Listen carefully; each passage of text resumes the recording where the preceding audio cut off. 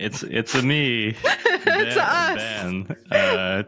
Yeah, hey y'all, everybody, welcome to Ice Cream You Meme, the podcast about spooky stuff on the internet. And I'm JD. And It me. Ben and I recently saw each other in real life. yeah, we actually did a couple podcast related things. Yeah, too. so that'll come. We finally did our reenaction of Creep, which is good. I realized that I probably can't post that exact video on TikTok because we'll get shadow banned again. Yeah, So right. I had to hot choosing. I had to on Premiere censor it frame by frame. It's in the drive. You can go look at it yourself, Ben, and everyone else. Yeah. You'll probably have seen it during the Slenderman episode, but I literally spent an hour frame by frame censoring it. Yeah, there's a lot of blood. Yeah. And if you see the back of my head right now, it's not pretty. So he came over here. I did a crime on him. He left. Usual friend stuff. Yeah, we looked up stuff about cars. For Yeah. Okay. 2 So hours solidly. yeah, we listened to the entirety of Andre 3000's new album. So we're good people. We're good, true, honest people. And while we were Great doing that, we were on Wikipedia doing dark deeds. We made the TikToks. I had planned on feeding Ben durian, but I remembered it as we were leaving to go get dinner with my brother, who is our music guy, and my producer. sister-in-law. We had good food, and my brother was like, "You and Ben have a strategy, both on the podcast and outside of it," because he noticed that when we were ordering, you said the stuff, and I was just like, "This is what I want." This is what I want. And I was like, "I think that's just how it just comes." I think We've worked together for a while now, and I think even before starting the podcast, we had a classmate. That's how we started out. Was together in the class. So I think we've always had division of labor. Yeah. Break things down. Yeah. Take them down together.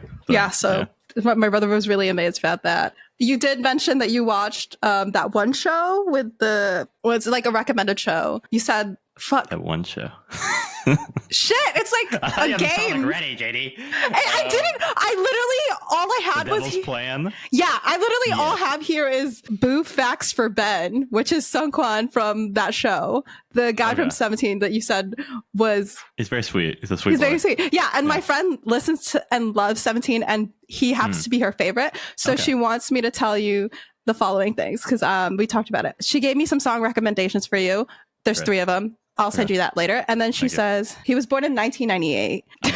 We need to know this, Haley. Okay. And then he frequently gets the bridge in any of the songs because he can really, really sing. So that is Boo Facts for Ben. Thank you, Boo. And thank you, your friend. I really liked him on the show. He was very, very sweet singing guy. He didn't get to flex his singing skills, but he just seemed like such a pleasant, nice person. But I was very into him. Apparently, he has a lot of charisma, so that he's. My friend was like, idols usually have some sort of charisma, but not the level of you can be on the game shows and be on the shows and talk to other people. And he has a lot of it. So you've been rizzed up by Boo Sung-kwan from 17. I was, for sure, because he had a good level of kind of self-deprecation. Some of the competitors were pretty cocky and feeling themselves, and he was his attitude felt kind of not totally sure why I'm here, but I'm happy to be here. And Okay. See, you got rizzed up by Boo Sung-kwan. He got you. But I told Ben I had a bullet. That was, I covered it all within that. I look forward to those recs for the song. Yeah. And I appreciate that you're going to send them to me because I will not be able to Google them, I'm sure, if they're in Korean. Yeah, you can ask the EP to help you. Yeah. But yeah, that's Ben's been rizzed up by Boo Sung-kwan. We did some videos together, and when I told the EP that we didn't get to try the durian, she was like, "I'm a little happy about that." I was like, in a good way or a bad way? Yeah, I think the EP wants to try the durian too. Oh, okay, so maybe she's like, "I'm happy that Ben missed out." Yeah. Well, I got a sour sop smoothie yesterday. Speaking of how was tropical fruits, it was great. I really enjoyed it. It was it was super creamy. I think they actually put milk in as well. But I liked the flavor of sour sop, and I feel it's not fully sweet. So I feel maybe that could be a good warm up to durian because there's the aftertaste is not something you just associate with tropical fruit fresh. Yeah. I think it goes sour sop, jackfruit, and then durian. Okay. That's I like jackfruit. I'm sold on jackfruit already. Yeah. So durian is like the final frontier. The final frontier. If you like jackfruit, there's a Filipino dessert thing that it's called turon, which is like a banana, like a plantain, and then there's it's like cooked in like brown sugar, and there's a jackfruit in it, and it's wrapped in like, I would say it's like wrapped in like a wonton wrapper type rice paper thing, and then fried, and then it's been fried with the brown sugar, so it's really crispy and really good. And I'll send you photos of it, but it's like truly, honestly, genuinely like one of my favorite like desserts with banana. That sounds dope. I'm gonna have to track it next down. time. Next time you're down here. For sure, yeah. I'll make some, so it's like freshly hot, scalding good brown sugar. It's so good. That sounds dope. Yeah. But yeah. And hopefully we'll remember to eat next time. Well, yeah. we ate something else, but our combined ADD, I think, is also part of our issue with why we need to strategize. Is like we're both so all over the place. Yeah. Yeah, we got distracted by like looking up like Jeremy Clarkson and Cars. You from the guys. Durian, but the Cars wiki page, you need to get on that thing because they've got some real facts. Yeah. They've got localization. Yeah, they made some down to like second by second script rundowns for the differences in localization between the UK and the US. That shit was play by play. Play by play. Or like a character who you don't even see in the movie. It was just the passion that somebody put into this Cars wiki. You know, that's and that one video that we saw that was like reported to be like fucking like an hour long, but it was just like the fucking compilation of like how long. That was shady. Lightning. Do you remember Lightning McQueen's name? It's like Chunky, like Chuckles McFucking haha. Wait, is the real name? No, but we found the one where it's like, oh, he's like going incognito. He's like covered in mud. His name here is like Chuckles McHaha or some shit like that. But yeah, it was pretty ridiculous. Yeah, but we're now loaded up with Cars facts. We're loaded up with Cars facts. I saw a video. I need to find it and send it to you. It was like Stephen A. Smith, you know, like the news, like sports guy, and somebody called into his show and was like, "Why isn't Lightning McQueen the GOAT of sports?" And he was like, seven Piston Cups. And then Stephen A. Smith was like, "You trying to tell me Lightning McQueen is the GOAT?" He was like, "What about my boy?" And then he like mentioned like the other guy, like the car with the mustache, you know. He was like 7 Piston Cups, 8, like he was, and then he like rattled off his accomplishments like from memory. He was like, "You trying to tell me Lightning McQueen can stand to that?" It's like, oh my god. Stephen A. Smith, it has an account on the Cars wiki page. He is on the Cars wiki page. Oh, 100%, 100%. 100%. But yeah, Lightning McQueen, not the GOAT of sports, according to Stephen A. Smith. It's the other fucking guy. It's the other guy. Whatever the fuck his name was. I don't remember. Mustache car. The one that we don't know where he was on January 6th. Shit, yeah. We need to find our own cars, Ben. Is like creepypastas, is this stuff our Cars wiki page? I mean, like our podcast is all dedicated to things that people put too much energy into. Are we not the people who also put so much energy into we're not here to shit on the Cars wiki people. We're like the same type of people. We're just on a different subject. Like, we literally told you in the beginning of this that we get sidetracked because of our combined like mental power. Computing at 30% of our brain. Yeah. I literally, when I was taking the intro topics, because I'm like, okay, let's like break down how every episode goes. It literally, I'll send you a screenshot of this later, but it says every EP, 1, podcast welcome, 2, random joke bit, 3, conversation that lasts 10 minutes. 2, yeah, exactly. And we're closing right in there. So. We're at fucking 9:56 right now. 9:56. It's time to pivot. Okay, we're on a tight ship here, as you know. So, JD, yeah, let's go. As you may have picked up in my intro, we have a theme today in terms of being Nintendo related. Nintendogs. Do you have any experience playing Super Mario 64? I think so. Yeah. I think so. Memories associated with it back in like 1996 when it first came out or later? Not 1996, because I very distinctly remember it playing in the US. So it has to be like 2004 and beyond. Sure. Yeah, with like older cousins, right? And then like watching them and then like not knowing how to play video games. And then like, I don't get in line because I'm like, I don't know how to play video games. So I'm about to get roasted by my cousins. Yeah, true. And also I feel like the camera is notoriously fiddly on that game. So that might be rough for you as well. Yeah. So, if freaking GoldenEye on the Nintendo 64 can fuck up my whole shit. Yeah, it's bad. In the Mario game, you have to like control the camera and yourself separately, which is definitely like that's not my jam. Sometimes, that's not me. Yeah, not for you. But for everybody else, with nostalgia, with love in your hearts for Super Mario 64, these are the top 15 serious Super Mario 64 myths that will literally give you night terrors and scare you forever. Seriously? Clip that shit. Clip that shit. Super 11 Mario minutes. 11:27. 11:27. Super Mario 64 was a launch title for the Nintendo 64 all the way back in the dark ages of 1996. So just as old as me. It's fun. It was the first 3D Mario game, and at the time, the openness of the game was pretty revolutionary in terms of controls. Mario was able to run, jump, crouch, crawl, climb, swim, kick, grab, and punt.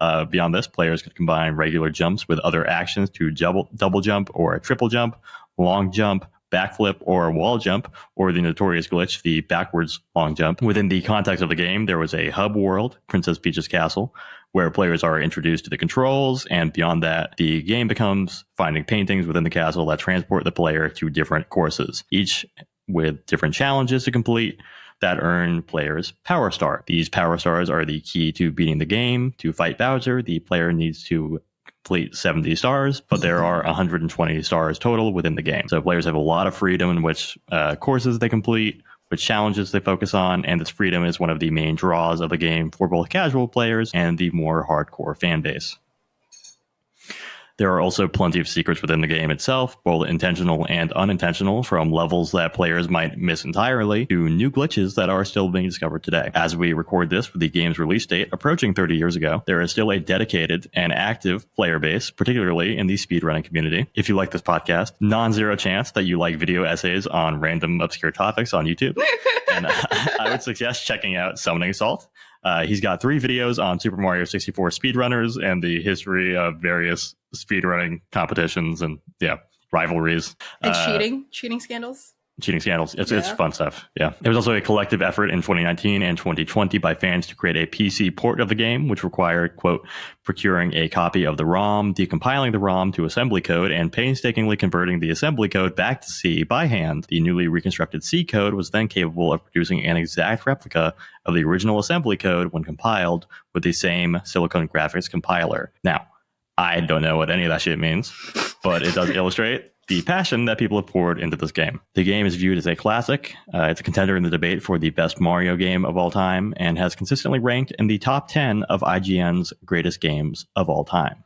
But because of the depth of the content, the large amounts of freedom given to the player, the actual secrets, and the way the game encouraged players to explore, as well as the huge popularity of the title, it's also been the source material for many myths, theories, and conspiracies related to the game. So here's a quick rundown of some of my favorites that I came across. Firstly, I've been very forthcoming about my love for Waluigi and Wario on the show, back to episode 1. And this myth really spoke to me. It's the concept of the Wario apparition. Partially sourced from a 4chan post that read, quote, "The Wario apparition was created from the subconscious wishes to see him in Mario 64. That shared desire caused him to appear as a horrifying half-start in some copies of the game. That image is what's supposed to look like, but those who encountered it in-game can't even describe what it looked like, as many suffer from memory loss and stroke-like symptoms. If you suspect you're seeing it in-game, it's suggested you shut off the console and immediately. Because once you give it power by witnessing it, it gains power to begin manifesting itself in your reality." There's a visual element to this as well. It's usually consisting of what claims to be a screenshot of Mario being chased down a hallway by a giant disembodied Wario head. So the basis for the Wario apparition seems to be from a Nintendo presentation at E3 back in 1996, where they had Charles Martinet, the voice of Mario and Wario, kill time before a presentation began, speaking through a CGI Wario head. Show me the Wario head.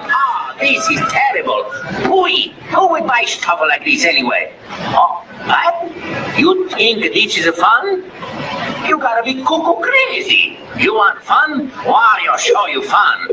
Proceeds to show them Pong, played by lasers. Love it. So that's the basis. And a lot of times you'll see like this image, it'll be like that Wario chasing the 1996 Mario. But that's all it was. Just a little promo for the Nintendo 64. And yeah, Wario talking about fun. And that fun being Pong, the one that we all love. Secondly, we have haunted dirt. This is a pretty simple one.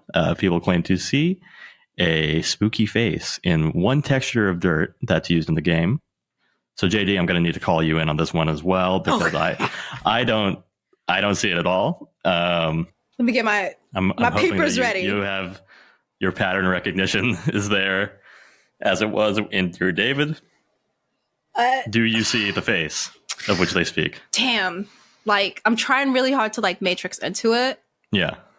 Like those 2 green dots could be like part of the face, and then like there could be like a mouth below it. But there could also be like eyes on the corner and like a nose kind of thing. Wow, so you're seeing multiple faces here. I'm seeing 3. I'm really good at I'm really good at visions. Visionary. I'm a visionary. Yeah, I'm able to see 3, but okay. And is it spooky?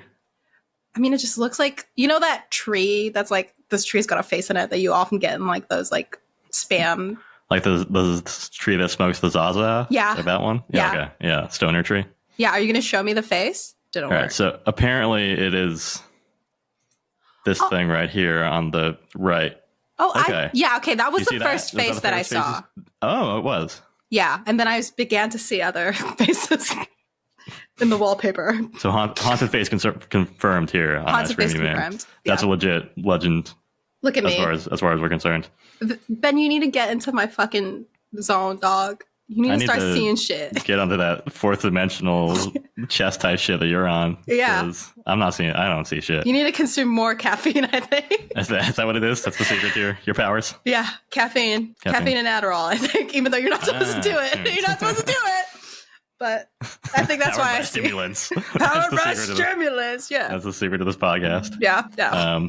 We have the ghoul metal theory, which is based on a sign in the haunted house level, which reads, quote, "You don't stand a ghost of a chance in this house. If you walk out of here, you deserve a ghoul medal." So people have speculated that this refers to a secret star or item that you can collect. But I think it's probably that one's just people overthinking a pun. People put a lot of energy into that one. In a similar sign-based legend, there is a sign on the Power Star statue in the courtyard area, which some claims reads L is real 2401, which I looked at it. I thought it was a stretch to say it. It's kind of like one of those things where like when people point it out, you're kind of like, oh yeah, maybe, you know? But it's an element of like the oldest legend, probably the oldest legend of the game, that Luigi is a secret playable character. In the original game, he is not. In the early days of YouTube, it was basically a meme to claim to show people how to unlock Luigi in Super Mario 64, and then it would all lead to the jump scare of Reagan from The Exorcist, you know, the classic scary maze face. Yeah. At the time of this recording, there are at least 6 Super Mario 64 iceberg videos on YouTube. All of them are at least 30 minutes long. One has 5 million views, and there is a dedicated wiki for Conspiracies called the MIPS Whole Wiki. At the time of this recording, the wiki has 791 articles. We need to step up. We do. So there's a lot of Super Mario 64. We could do like just a Super Mario 64 conspiracy podcast. Hell yeah. So the MIPS Whole Wiki is more of a relative of the SCP Foundation than something claiming to be nonfiction, I think. You might be wondering what MIPS is. How does it relate to Mario? I didn't know at first. If you can pick up that I was speaking in all caps when I said it, MIPS is the name of the yellow rabbit in Mario games. So it is the Mario Rabbit's Whole Wiki, but you might be wondering again, why is it all caps? And here's where the tinfoil comes out. So MIPS stands for the microprocessor without interlocked pipeline stages, which is the type of GPU that the Nintendo 64 used. It's computer architecture stuff that I, again, don't really understand. Sound off in the comments. Call me an idiot. Do your thing. Engage with the video, please. Well, let's take a quick detour here while we talk about MIPS.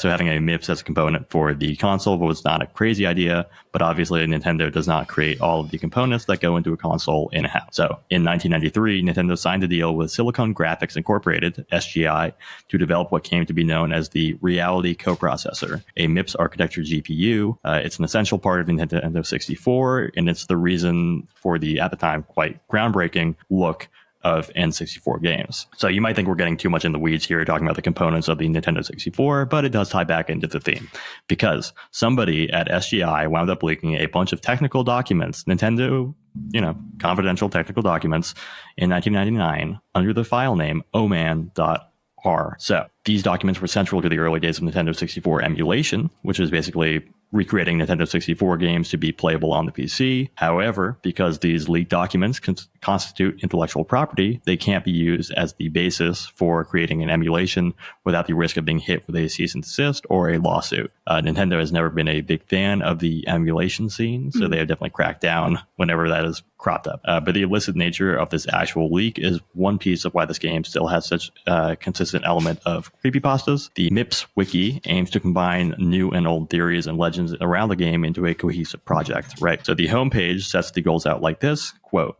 while Super Mario 64 might have released to critical acclaim and is still treated as a cult classic, underneath the joyous layers of Super Mario 64 lies an insidious monster of human creation, an artificial intelligence so advanced that it examines the player and reshapes the game to their deepest desire.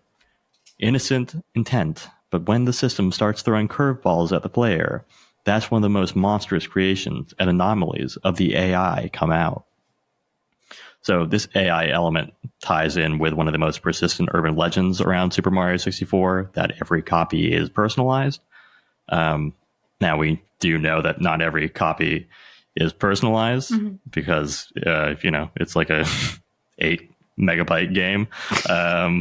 For one, it seems like but, like the Wario apparition, there is some basis for it that the internet has clung to in this 1995 interview with Shigeru Miyamoto. So I'm going to play a little bit of that for you. Mr. Shigeru Miyamoto. We have got the best hardware, Nintendo 64. We can change the image of game. Which means? We can make the quite different game from current game. Like the player, the game itself always changes with players playing. The game itself always changes with players playing. You see that last line there that they repeated, and that they lead into a jump scare. So that's why I paused it right there. Oh, okay, then I would have killed you. No, it got me the first time. I would have played it, but it was also like one of the ones where they play the music as loud as possible. So I don't want to do that to our listeners, obviously. Oh, so you're fine to do it to me. Thank you. Yeah, if this wasn't recorded, I would just play it. You would have gotten a very lengthy audio on Instagram. I'm guessing you have. Yeah. I don't know. I think that I read that as every player plays a game differently. That's why I choose for every player. I wouldn't play a game the same way that you have. I'm squirrely about games. I look at everything. Yeah. I think that there's Shigeru Miyamoto is pretty notorious for mostly doing interviews in Japanese and then having it translated. Yeah. I think maybe this is partially why, because people have majorly misinterpreted what he said. Because I think that, he's just saying we have cool technology here. It was one of the first 3D early 3D platformer, and there was a lot of freedom to play however you want to play. I think that's pretty much what's going on there. I don't think there's anything nefarious. So, if you're a masochist and choose to look at the comment section of the video, you're going to see that actually most people agree that it probably, a lot of people were like, I love Miyamoto, he's so great. And also people being like, I think he maybe just kind of, people are misinterpreting what he said. I think he was probably trying to say something else. But there's also the truth seekers, out there, the Sigmas that see through the bullshit. And they said, there was one I read a quote, now that I think about it, there might be something behind this.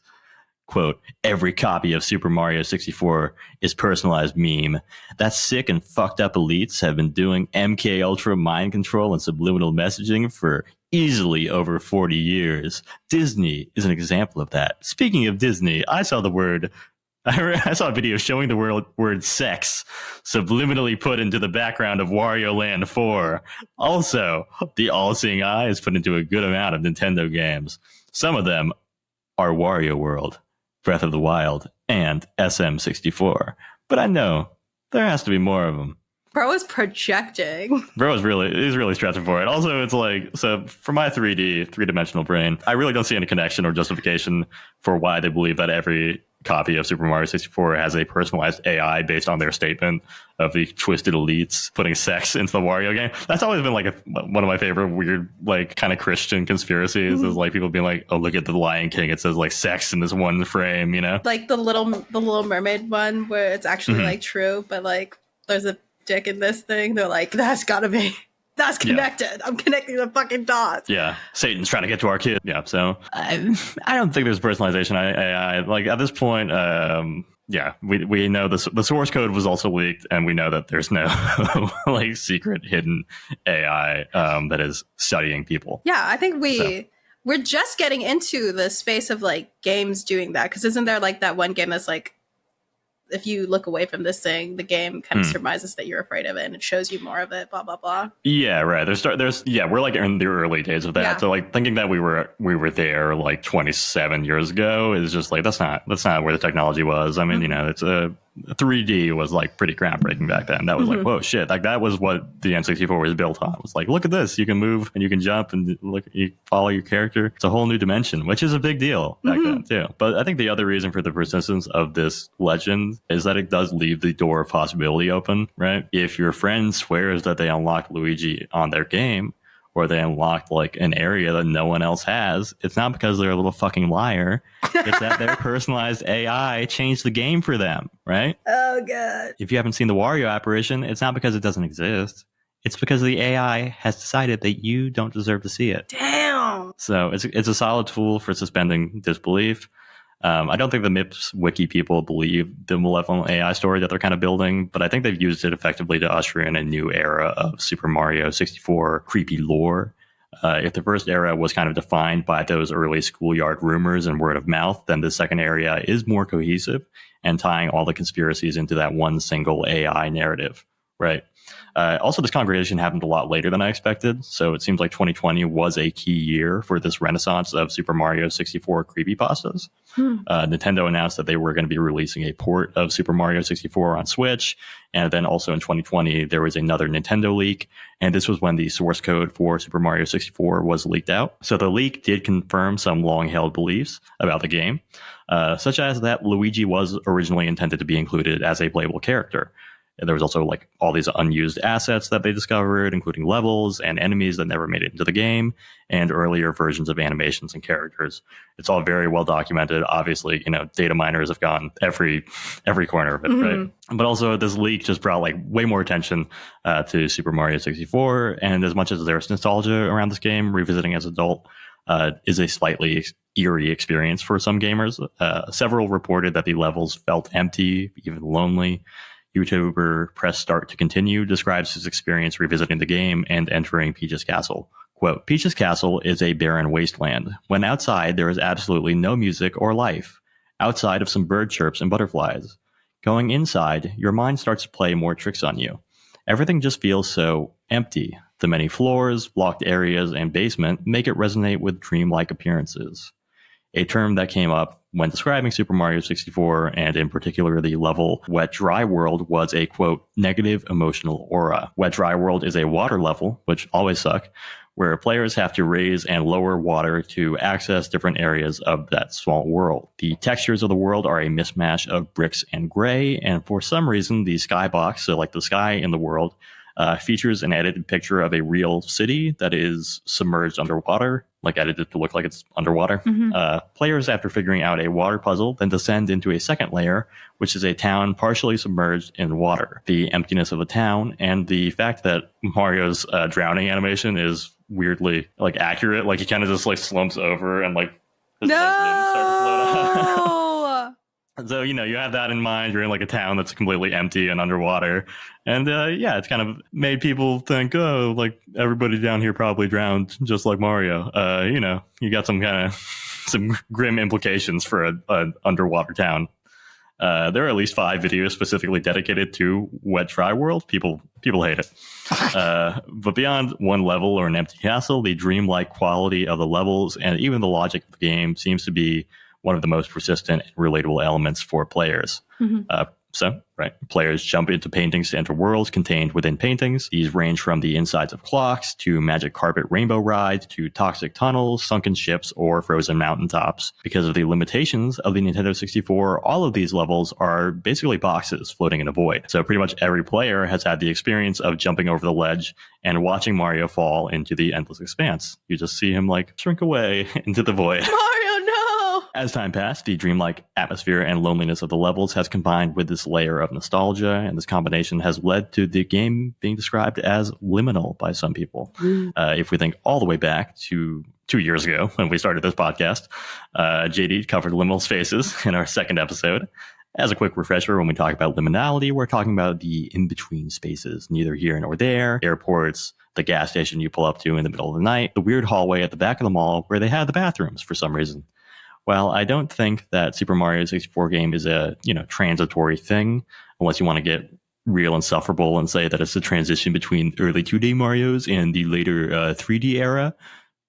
I think that people do feel similar emotions to those evoked by liminal spaces, right? Those feelings of nostalgia, but also lostness and uncertainty. The worlds of Super Mario 64 may be familiar, but with over 20 years of advancement in gaming, it's harder not to see the technical limitations of the time. I came across some videos describing Mario's face as lifeless and Bowser appearing like a creepy animatronic. Even things like the Toad characters being transparent until approached by the player, something done to enhance performance, now adds to the uncanniness of the game. In an interview with Polygon, game designer Sam Barlow described Super Mario 64 as, quote, just weird enough you might see malevolence on the corner of your eye. Gorgeous green fields above, demonic dungeons below. Chirpy dinosaurs 1 minute, non-Euclidean ghost houses the next. It's full of fake walls and magical paintings, optical illusions we'd never seen before in 3D. It's a game that really loves to poke at the fabric of its own illusion. There's also an ongoing analog horror series called SM64 Classified. The series is a collaboration with a creator named Mario Nova 64, building ROM files to place Mario into these unsettling horror situations, and the YouTuber Greenio filming and editing the videos. The videos appear to be gameplay footage of a corrupted personalized copy of Super Mario 64. It's made to look like kind of like footage of a CRT TV, right? There was, increasingly dark glitches and secrets being revealed to the players and the audience. So like all analog horror, the series is built on recreating older technology and nostalgia. Super Mario 64's allure, both as a classic game and the basis for unsettling rumors, has persisted for almost 30 years. From these early word-of-mouth rumors to seeking horror in the source code to series seeking to recapture that energy uncertainty of those early rumors and mysteries. The game's dreamlike atmosphere, the way it encouraged players to explore and seek out secrets, and the soundtrack that absolutely fucking smacks are what make it so iconic. And what has kept it compelling for Mario fans, speedrunners, and the conspiracy-minded for nearly 3 decades. Super Mario 64, still going strong. That's beautiful. I think that your little ending is very beautiful and like an ode to like the longevity of like games that. I mean, it's crazy. Also, like the fact that like it's so small, like the file, like our podcast, every episode is like 1,000 times bigger than that in terms of like storage. Just like how far we've come, but also how like it does still hold. Like the controls are still pretty tight. It's still like overall a good game. Like people still say it's like the best Mario game. There's people that believe that, and that's pretty dope. That's really cool. I think the sort of I think a lot of the things that we cover like really exemplify how like the imagination of people, even in like the most smallest little topics, like a single frame of like a video game or like a single thing that someone said can like light up like some part of your brain and go like, what if this was this, or like I believe this and that. It's like really, as we go into our years of doing this, like every like story, like I kind of try and pinpoint like how could someone like imagine like that sort of thing, and like how creative people are when it comes to like these things. Like of course someone's gonna be like sex, MK Ultra, but like the ones that are like mad interesting to I don't know, the Wario apparition thing obviously has like some very nice funny bits to it as people who are Wario Waluigi people, but also like I like that one. I like it too. And also I mean like I think there is something about like it was like there are like unsettling elements in the game that are like a lot of people, the videos people were describing like how like this level really scared them as a kid, or like this thing like so there was like that deep like early childhood like kind of fear around things, right? Like and like the booze Haunted Mansion one. There's like the famous like piano that it looks like a normal piano, and then you approach it and it's got teeth and it tries to eat Mario, you know. And then there's like a hallway that if you don't have enough stars, it won't let you like go up the stairs, but it will let you enter it. So you just get like into this like endless hallway, and the music like freaks people out or freaked people out when they were kids. So it's like, I think it is effective in that way of kind of capturing like the potential that kids have for seeing things as horrific with like Super Mario 64, you know? Like, what's the movie that you watched? The kids scared. Yeah, Skidamarink. Forget about it. Just play Super Mario 64. Super Mario 64. I'm going to hold back on story-related questions because I have a section in mind where I'm going to ask you kind of things. But I don't know. One question I do have is unrelated to this. Like Nintendo 64, you played on the 64, right? Yeah. I think that was like probably one of the first video games I played was Super Mario 64. But I was pretty young. I don't think I have much memories of it other than like I definitely remember being like Bob-omb Battlefield, which is like the first stage. Yeah. The thing I remember most about it is like I have hands, right? They're pretty okay sized, but when I would hold the controller, I would have to hold it in the most terrible way. Like the controller would be like this big, but then my hands would only cover like this side of it. And I remember hating that for like any of the games we ever played. It was really bad for GoldenEye. The Nintendo 64 controller was like one of the most fucked up controllers historically. Like it's just so, for younger listeners, very hard to get your hands around, especially child hands. Yeah. You know? Yeah. Child hands, you would be holding on like barely to like the first two. Yeah, there's three things. Like again, like the design has always struck me as bizarre because, like, I think every other game system is kind of like two things, two hands. And Nintendo back in 1996 was like, no, three things. What if three? Yeah, and that was like the most vivid. That's the most vivid memory I have of the Nintendo 64. It's just like the mad struggle for like the controller with my little baby hands. Yeah. Yeah. Oh my god, that made me want to play video games. And historically, I'm not a video game guy. We'll make a video game guy out of you. More streams to come. More streams to come. Like, oh my god. But yeah, I like that. That's a very good. How did you feel about like the analog horror aspect of it as someone who came off from doing analog horror recently? Did you like look at it? Did you watch any of the clips from it? I watched a couple clips of it. There's like multiple seasons of it now, and I was like, I can't go through all these. But yeah, I appreciated like the effort to like make it look like it was films from like a CRT TV, and I think it was just like cool because like the Polygon story was where they were talked about like the collaboration. So I think like it is a cool project in terms of like they have like now you can actually make like Super Mario 64 horror because of how it has been like reverse engineered that can do things that you'd never had in the game. So it does like kind of try to make some of those early legends like come to life in some ways. And it's possible because of the ROMs and the hacking. So I think that's pretty dope. That's the smarter the 10-year-olds get when it comes to video games and getting into them, the wilder things get when they're 16 and they're remaking them and making them creepier. But yeah, that's why we have Skibbity Toilet. and the literally you were like, oh yeah, this was made in 1998, almost 30 years ago. I was like, Ben, might as well just call me a senior citizen. Stop it. 96. I mean, look, it's the same age as me. And I'm like, I turned 29 next week. Leave me alone. I mean, hey, time moves on. Time do be passing. But yeah. Ben, hold on to your video game horror thoughts and Gamers Assemble. Yeah. We're talking about something else, but before I talk about that something else, this section's topic discusses suicide. If you do not wish to listen or read this, if you're in our website, thank you for listening to Ben's section of the episode today. The first part was written by Ben. Music at the beginning was by my brother, Frank. If you have anything to share with Ben, icecreammeme@gmail.com. Thanks so much. We'll catch you next time. For those staying, please know that I am absolutely fine if you decide to stop listening after one sentence from me. I know you've done it before. Just kidding. No. Whether it be one sentence, 5 sentences, 40 sentences, if you need to skip my part, that's okay. I will very clearly indicate when I start discussing the topic and then say when it's done. I'll give obvious notes to when it starts and when it ends. In my script, a bunch of links for you, for your safety. I love you so much. Thank you. But if you're going to stay with us, hi. Okay. Yep. Right. Anyway. Okay. Ben, I told you to make a me. I mean, right.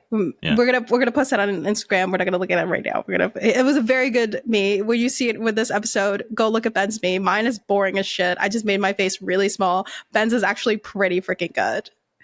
I like your me. Mine is like my face is right here for the me, and I made the glasses as small as possible. If you're a polygon person or a my brother and me person, that's an ode to Vicky Victorious. She makes when they were making it on Monster Factory, they made her face like super mad small, and that's how tiny face. Yeah. So, cool. I was like, this is peak comedy, small face on a me, right? That kind of thing. Yeah. But yeah, okay.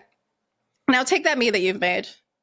Pull up on that me, and envision that me on an island, right? On a beautiful island. Think of your me wife. Like a Wii Sports Resort type island? Or? No.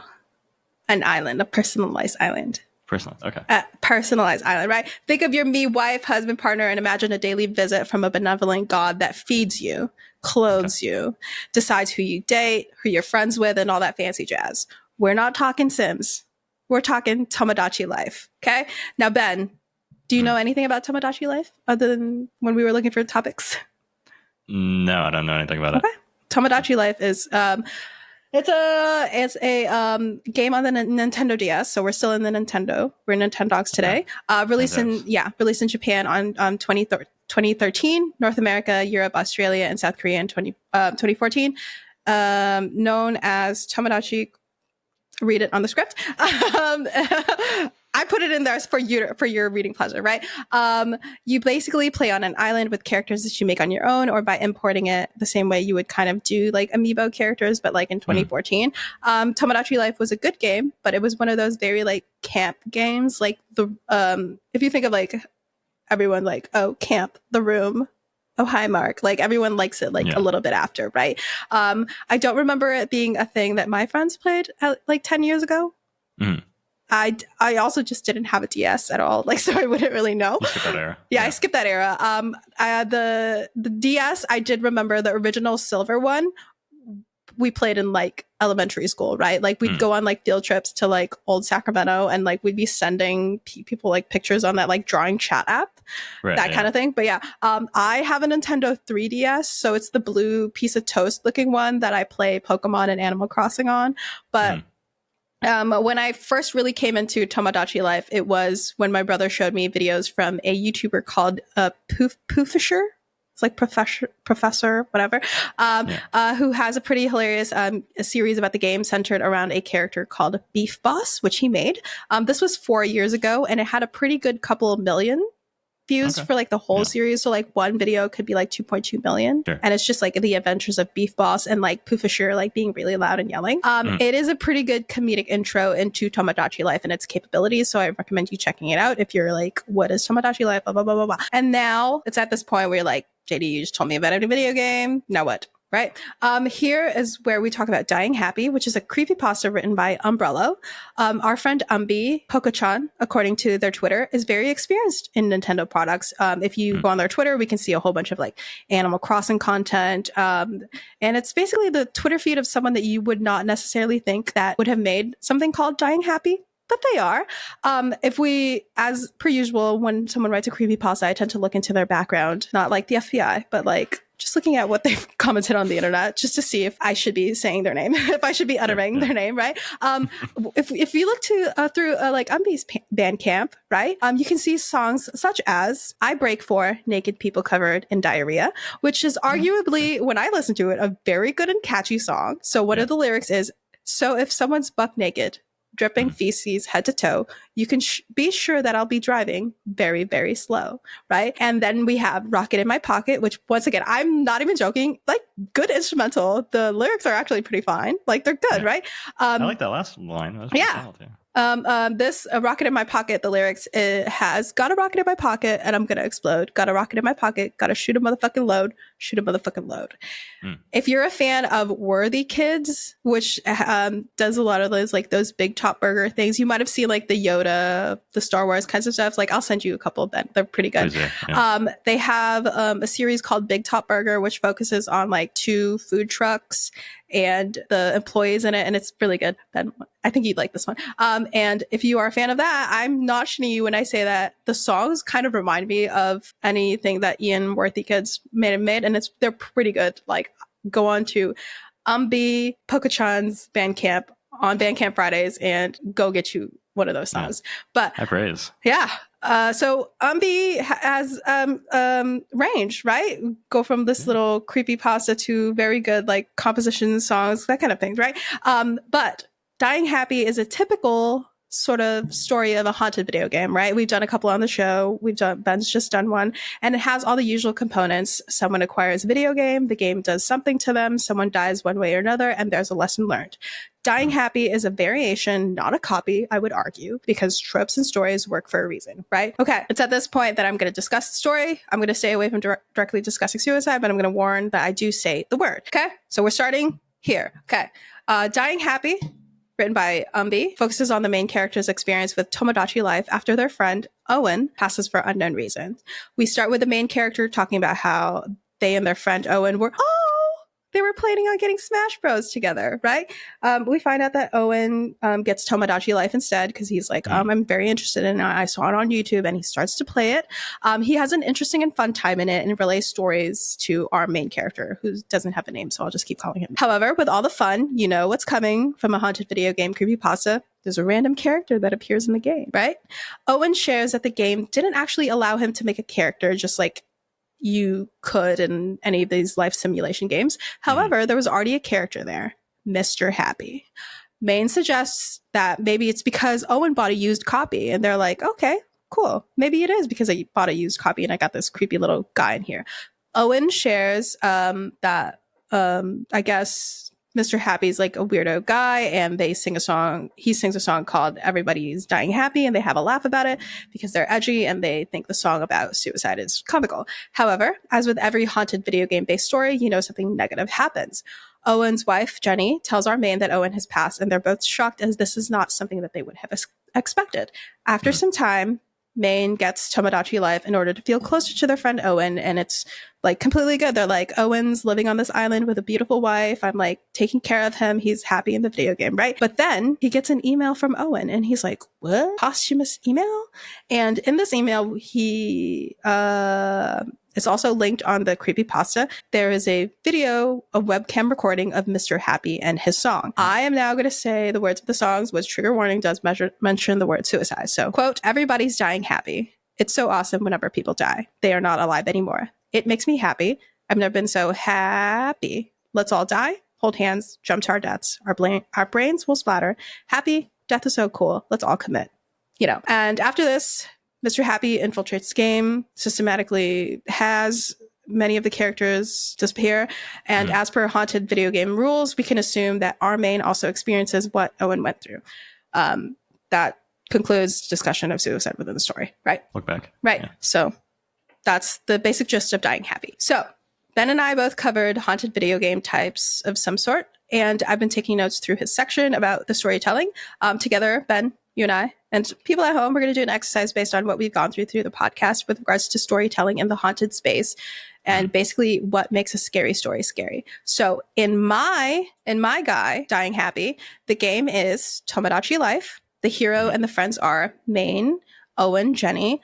The method of the haunting is a character appears in the game, can manipulate the game, the characters, and people outside of the world. The monster is Mr. Happy. The solution or the end of it is that the characters in the game and in real life will die. And the lesson embedded in the story is maybe get a different video game kind of thing, right? So if we were to look at any of the conspiracy theories that are attached to the Wario apparition. Yeah. So for the Wario apparition, we have the game that is Super Mario 64. The hero and the friend is basically the person. The player. Yeah. Right, sure. And the method of the haunting is... What was it? The personalization AI? Yeah. Yeah. Yeah. And then the monster is, I guess, Wario's big ass Sure. head. Yeah, big ass head. Yeah. The solution, like basically how it ends, or how, like, what happens when you get. Pretty thin. I mean, it seems like from that original 4chan post, there was like the idea that like if you see the Wario apparition, you'll start seeing it in real life. Mm-hmm. Ooh. They don't really bring in much more than that. Mostly that one is like screenshots of like people claiming to see the Wario apparition. Okay. Um, Yeah, and then what do you think is like sort of maybe not necessarily like word lesson, but like what is the thing that is embedded in the story of like maybe it could be like what you said about like the personalization of the AI thing, like just because you see it, your friend sees it doesn't mean you get to see it, blah blah blah, AI, blah blah blah. Right. Yeah. I guess we don't necessarily know like the motives of the personalization AI, but it could be. I think if we were doing like a horror thing, we would probably put it as like a punishment for something done in the game, right? Okay. Maybe you kill too many Goombas. Ooh. Or like throw MIPS, you drown MIPS or something like that. Okay. And then you see the Wario AI because you. Yeah, there you go. See, that's. I think I would believe that. That's fully me believing everything you said, right?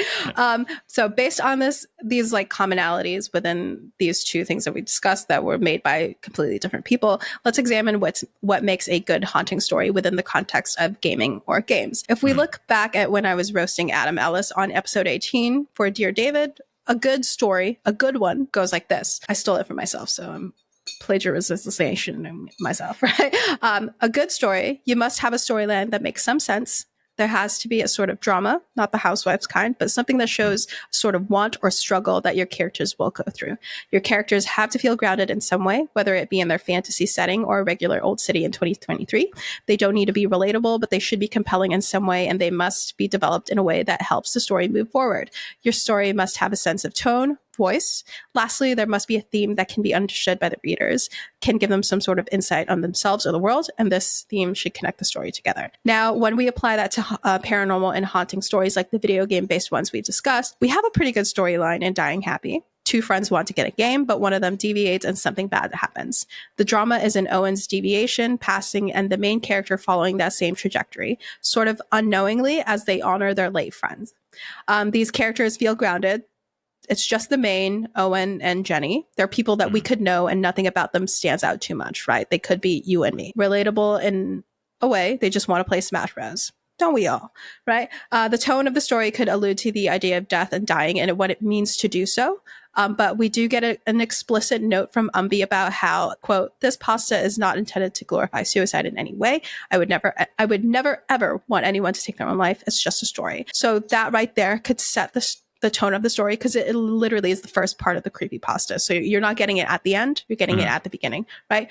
Obviously, as it is in terms of tone, voice, the voice of the story is in first person point of view, which adds an additional sense of horror or fear to the story as we're reading about it from someone who may have posted this prior to their passing, right? The story then becomes the aftermath or evidence of something that's occurred, right? They posted it before they passed, but now they're like, we're just seeing it as like, oh, this could explain what happened to them, right? With that point of view, it makes it a little more different than if it was in third person, like omniscient, right? We're not viewing it from an all-knowing point of view that doesn't have too many questions because it can explain everything, right? We're getting it from a single point of view that never gets cleared up by the end of it all because the main is no longer alive, right?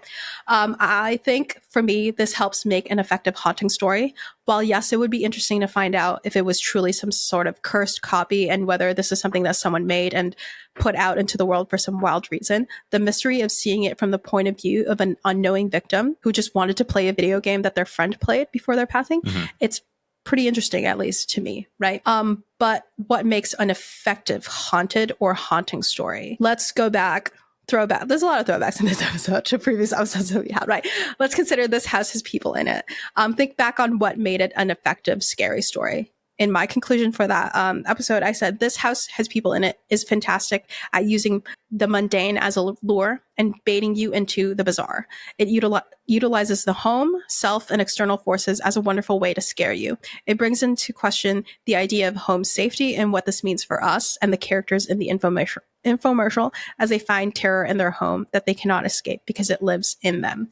In the midst of this terror generator, in the is the openness and encouragement from the creators and the joy and the fan creation, that kind of stuff, right? It's scary because of this concept of the mundane getting like flipped on its side. You're safe in your home, but turns out you're not because it's in you. Turns out the monster was a friend. They were the friends we made along the way, right?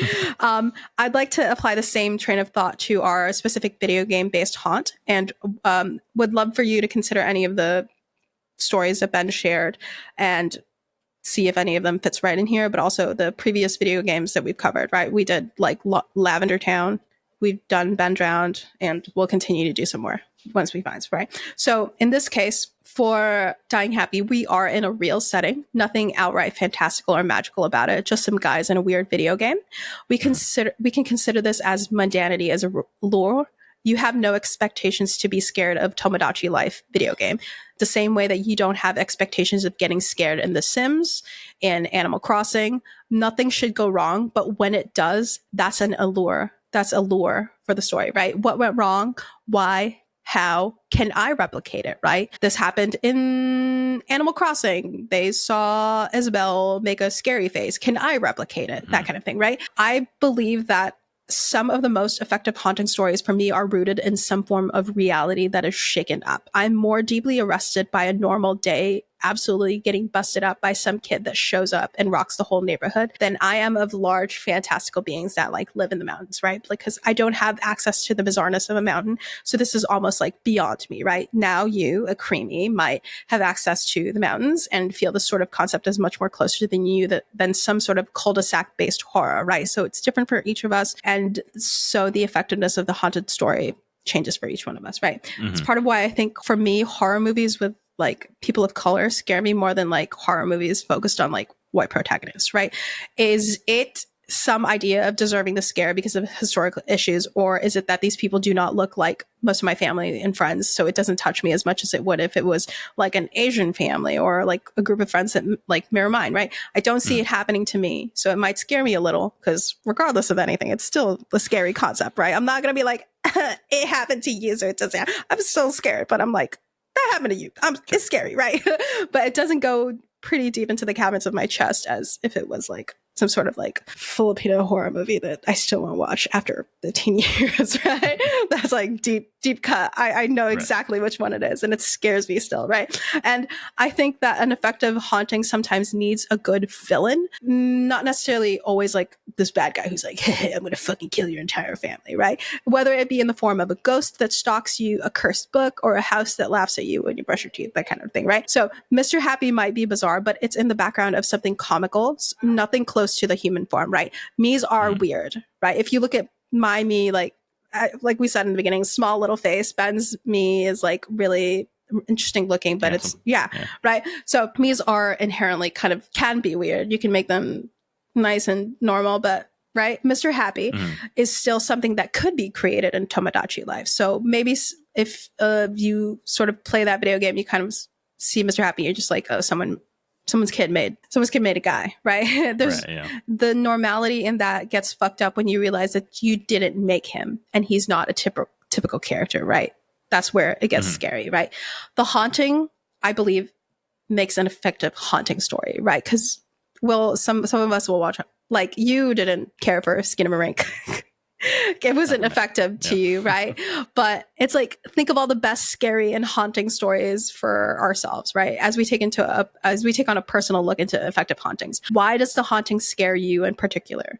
Is it the way a large smile appears in the mirror? Is it the way that the wallpapers shake for some reason and peel on their own? Is it the idea of a young child quietly circling a tree, paying no attention to everyone around them? Is it the image of a young man's body floating in their backyard up a treehouse? Is it a Fisher toy phone getting zoomed in on really quickly, right? What GBs your heebies and makes it effective, right? I'm going to now turn this on to you, Ben.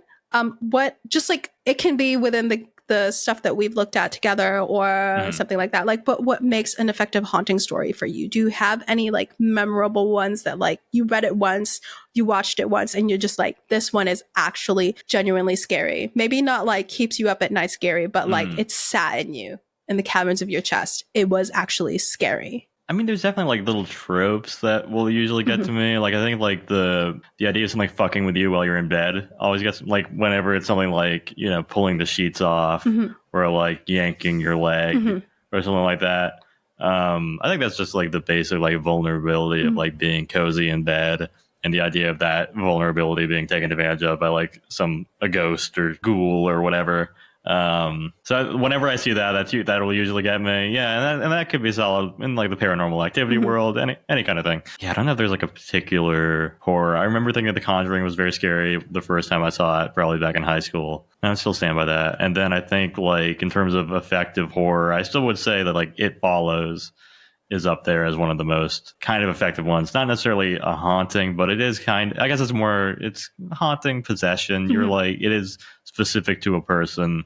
And it's like, you know, just like this unstoppable thing that you see coming and you know it's coming, but you can't do anything to prevent it. I think that kind of inevitability was like a part of what makes that movie so effective.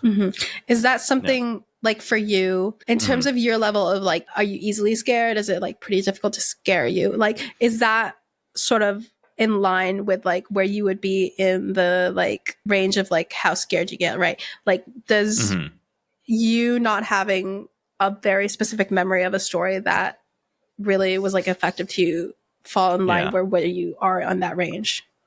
Yeah, I would say like I watch a fair amount of horror, and I've been into horror for like many years now, and I think I'm a little hard to scare because I think there is like the element of tropes in that you kind of see, you know, things that rhyme with each other or directly like riff on each other, and that lowers the amount of scariness of certain things. I think it's similar to you, like probably based on my own beliefs in terms of like sometimes horror that is not like spooky ghost or like, you know, very supernatural can be like more creepy, kind of like Strangers, something like that, like a home invasion story thing.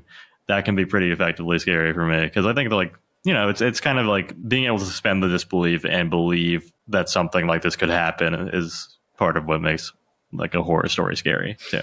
Yeah. And I know we've asked this question already, but I think it was like in the beginnings of our recordings kind of thing. Do you think that as we investigate a lot of these things a little bit more, like look into like the scaries behind things, does it like sort of remove a little bit more of the scares for you where like you would have thought something was a little scary before we started this, but now like as we've just kind of like put our fingers into every single pie, we're now just like, oh, it's scary because of this, so I'm no longer scared of that, or like it doesn't get me as much anymore. Yeah, I think there's that element. I mean, it's kind of like just exposure therapy, basically. It's just like, okay, well, we've seen how many of these stories, you know, about like various spirits or ghosts or crawlers or anything like that. You kind of, the more you're able to categorize things, I think a little bit less scary things get. And also like, the more you start to kind of view things, especially like I feel like internet horror, which I think the strong point is when you can kind of suspend that disbelief and be like, oh, this is like a story that somebody's just like, oh my God, they're so freaked out. And they went to like Reddit/crawlers to share their story. Right. And then you can kind of believe like, oh, maybe this really happened. Maybe they really did see something they didn't understand. Right. But then I think sometimes you kind of see behind the curtain a little too much when you like, you know, you start seeing the same names, you're like the same kind of writing tropes as well there, where you're like, okay, like you probably, okay, sure, you didn't, I don't think you really saw it. But it's fine, it's fun, you're having fun with it. Listeners, creamies, I invite you to also think of these things in terms of like any like horror creepypastas that you've seen, not just within the video game realm. Kind of investigate yourself, whether listening to podcasts like this that sort of tell you it's not as scary as you think it is in like the most gentlest of ways, whether that can sort of alleviate some of the fears for you. But like for me personally, it does a lot of that stuff to me, but there is still my mountain to climb of the smile dog, right? It's in my topics to cover, but I think that's one of the photos for me. And I think it's less about the story and more about I don't like the picture, right? In real life, I know my housemate in college had a husky mixed dog, but it was like cute sometimes husky Siberians get a little like funky looking when they're sitting in the dark staring at you. And I know that she had like a dog food bag that had a very scary looking one on it. And I was just like, please turn this food bag around. Like that kind of thing. And that lends to like, I think it started with like the smile dog kind of thing. So that'll be like my mountain climb. Because I have gotten over the scary Squidward phase. Got over a lot of stuff. Yeah, but I've gotten over a lot of stuff. The scary Squidward thing is just like I'll see it and I'll be fine as long as I encounter it like within like with my consent. But if it's like someone said that to me, I'd be like, "Fuck you." But like I know I'm over it, but I'm also like I don't want to like revisit that fear. But yeah, right, yeah, that kind of thing. Well, we all have a little mouse to climb that kind of thing. But yeah. To round this off, I think in terms of effective haunting stories, kind of like this, like we'll continue to see haunted video game concepts. Like as we get into like we mentioned in Ben's section, like some of the games that are coming out that reshape around the player, what you look at, what you tend to look away from, kind of thing, right? We'll get, I think, some newer levels of the haunted video game aspect where it's going to be from a different style other than like this thing popped up out of nowhere. Because, you know, in future video games, this thing could pop up out of nowhere, right? What's that video game that like, it's an older video game that like is like, oh, I got into your files and now I'm going to like. Oh, right. Yeah, I remember the one you're talking about. Yeah. So we'll get a new level of that where like now it turned on your webcam and here's a photo of you getting fucking scared like 2 nights ago when your computer wasn't even on, that kind of thing. Do you remember the one where it was like there was like one of those games that like pulls from your files and I think it pulled like a picture of like Mr. Krabs working or just like something like that, right? And it was like, I'm in your house right now. I'm in your files. And it pulled up like Mr. Krabs' ass cheek photo. Stop.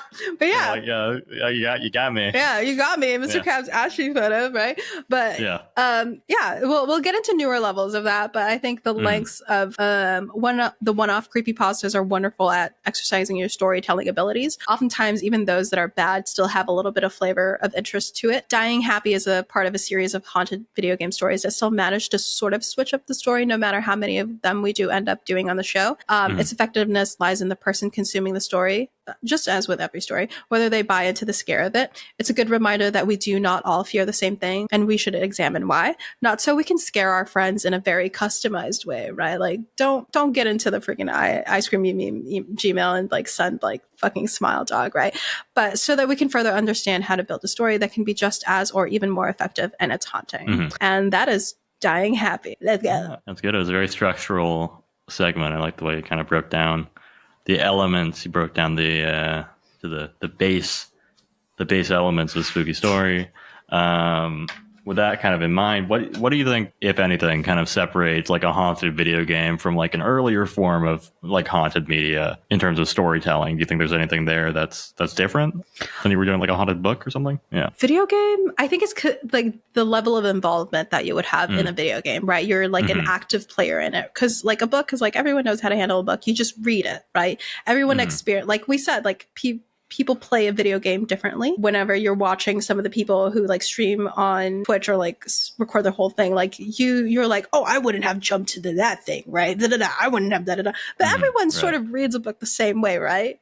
And like here, our books are turned this way. We read them from here. Some people, you know, different methods of reading a book, but it all gets consumed in the same way, right? Yeah. But video games, because of how differently you can play this, of like a friend, like in the Wario thing, right? Oh, you didn't see Wario because you weren't worthy of it, or like you didn't see this ladder because you're not squirrely enough as a video game, right? It's sort of the personalized aspect of it, and like, how come I couldn't experience this sort of scary thing? Yeah. That kind of thing. Like, whereas like book-based sort of thing is just all you had to do was read this line and you open the book. You're a virgin and you open the book.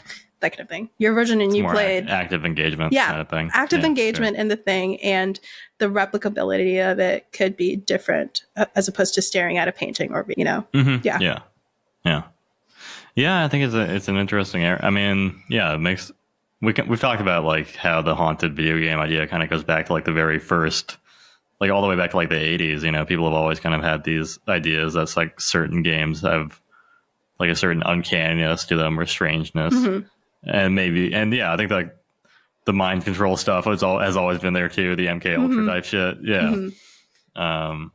Yeah, but I think it's not going anywhere. I mean, obviously, this is another thing where it's like, I think the more, we can always kind of find more haunted video games, like, because, I think partially, like, with the Super Mario thing, I was kind of thinking about how, like, or like Smile Dog for you, like, just like how, like, childhood horrors kind of stick with you, or like younger horrors. Like, when you're talking about, like, the scary dog food, I was remembering when, like, I would stay with my cousins while my parents were at work, and she had like a picture, like an M.C. Escher painting with like a guy with like his head was like pulled open and there was like a maze in his head. And I was like so scared of it that like when I was like 7, I'd be like, you have to put away the painting before I come over. I don't want to see it. It's like I talked about it before. Like one of my aunts had like really scary like traditional like Asian dolls in her home, and they would be like in like glass cages, and I would hate that hallway because I'm just like, why the fuck are these in here?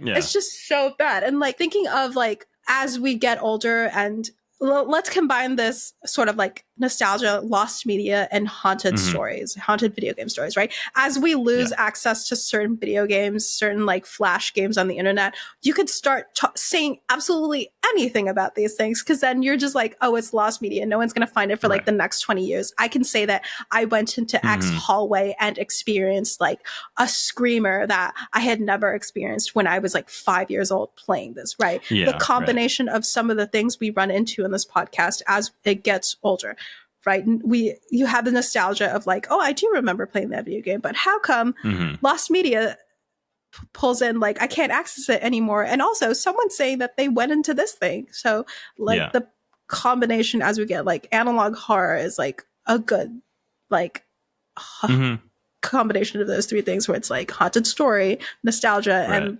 lost media kind of thing, right? Yeah, right. And I think like the guy behind, what was it, Channel 7? The analog horror series? I can't remember. Is it Channel something. 0? Is it 0? I don't know. It's a number. He also did Candlelight Cove. Yes. Or Candle Cove, right? Yeah. And so he I think he touched on like that lot. Like he made up a lost media thing and then made like these fake threads of people discussing this like lost media that never existed, but it like was all part of like this like horror world he was building out of like emulating these people that were like looking for something they remember from childhood that scared them. Yeah. And it's going to be an interesting like development over the years. Like now that we do have like AI in the image generating space of like, oh, you didn't have this. You didn't see this screenshot in the game that I actually just made on like some sort of image generator thing. So it's going to be a complex couple of years coming in terms of like, when will we still have the idea of like pics or it didn't happen in these stories, right? Because now it's to be like, well, pic and it happened, and also, is this real? Right? Yeah. It's like gonna be even harder to call out the bullshitters, because I think with like the video game stories, like always there's gonna be people that like say that they did things that are impossible. Like I swear I did it. Yeah, and especially like it's weird because like in the era pre like strategy guides being online, pre patch notes for every game, pre source code being out there, it was easy to do it. And then there was like a middle period where it was like, well, now we have all the information, and now I feel like we're getting back to like you can't trust anything. It's like there's so much information, and so much of it is not accurate or based in reality, and so much of it can be like fabricated too. That we're back to like, okay, the myths are kind of creeping back in here again. It's going to be an interesting place for. We're at a very weird place in conspiracy theories right now, and I think it's gonna. At least in our realm, like I don't want to be like, and in the realm of pizzas and underground restaurants. No, in the realm of like our creepypastas and our scary stories online, it's gonna be very interesting how that impacts it, and whether the stories get better, whether we are more able to suspend our disbelief in things and that kind of stuff. Like I was telling my friend the other day, like it's so hard for me to finish like a drama of any sort sometimes when I start going, oh, I don't believe this would happen, because I know it's like a fictional story, but sometimes my brain just shuts down and is like, Like we probably discussed this. Like I'm bad at like fiction reading because Right. Yeah. sometimes my brain is like I can't compute how this person is sitting down or like how big this thing is. Like I have a good imagination, right? I wouldn't be doing Photoshop business if I was, but it's just sometimes if it's like those kinds of things. Like, will that be harder for us in the future to suspend disbelief, or will it then be easier because now we're just like, well, I don't know. Yeah. Yeah. I mean, it's all. Yeah, I mean the human brain versus technology. Yeah. Technology has won pretty much every time so far. Probably will continue. Yeah. You know. Continue to get those W's. Yeah. I was also just thinking about like how AI is always like referential, right? Like in that we can kind of like I don't think we're going to escape the kind of nostalgia trap that we're in, because as more AI shit comes out, it's not going to create anything that's like truly new, because everything that we have right now, it's just like computing from existing ideas, right? So it's learning from material that's existing for us already, and then when it starts to not have to make assumptions based on those things, that's when we can be just like, ooh, maybe we stop, maybe stop that, right? I don't. Yeah, well, not as some people might believe that they're immune from nostalgia because they're always looking forward. I think. Yeah, you're not immune to propaganda, Garfield. Yeah, and also it's just it's so ubiquitous. Like everything is kind of back to like the kind of a death of the future. Like we cannot imagine a possible future outside of capitalism. We can only reminisce and imagine the futures we used to imagine or anything like that. Everything is just so like self-referential and nostalgic too. Like it's We'll see in our space and the external world. We're getting down. Some good video game years coming up. Yeah, we have good ones. I can't wait for I might actively look into this for Animal Crossing related haunted video game products, right? Yeah, check it out. Yeah. That's Animal Crossing AI would be dope too when we get to where I feel like that's a good use for AI. It's just having very responsive AI that you can say whatever you want and it will have something to say back. Yeah, as the character. I'd have fun with real, genuine conversations with my characters in Animal Crossing instead of them repetitively calling me Spud. I can just be please stop calling me Spud. Yeah.